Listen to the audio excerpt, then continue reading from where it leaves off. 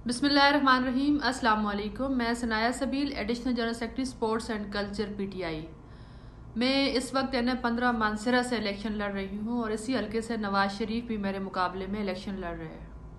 मैं इंशाअल्लाह ताला नवाज़ शरीफ को शिकस्त देकर ये सीट जीत कर अपनी कौम को ये पैगाम देना चाहती हूँ कि ये सीट मैं इंशाअल्लाह फ़िलिस्तीन के नाम करूँगी।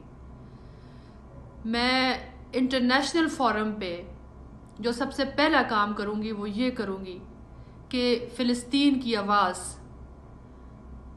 जितने भी ह्यूमन राइट्स के फोरम्स हैं वहाँ पे उठाऊँगी और फ़िलिस्तीन का केस इंटरनेशनल कोर्ट में लड़ूँगी और उस वक्त तक ये केस लड़ती रहूँगी और उस वक्त तक ये आवाज़ उठाती रहूँगी जब तक दुनिया के बच्चे बच्चे को ये बात पता नहीं चलेगी कि इसराइल जो फ़िलिस्तीन के ऊपर जुल्म कर रहा है, ये जुल्म की इंतहा कर रही है, इसको बंद होना चाहिए और फ़िलिस्तीनियों को उनका हक मिलना चाहिए।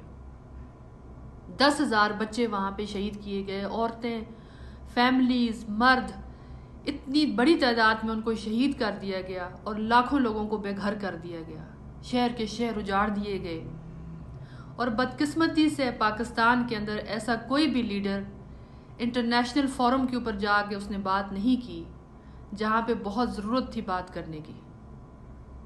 पाकिस्तानी कौम को ये मैं पैगाम देती हूँ कि आपकी बहन, आपकी बेटी इंशाअल्लाह ताला दुनिया के सारे बड़े फोरम्स के ऊपर फ़िलिस्तीन की आवाज़ बनेगी, फ़िलिस्तीन की आवाज़ उठाएगी और उनको बताएगी कि पाकिस्तान की आवाम, पाकिस्तान की कौम कितनी अफसरदा है, कितनी दुखी है फ़िलिस्तीन के मुसलमानों के ऊपर ये जुल्म देखकर।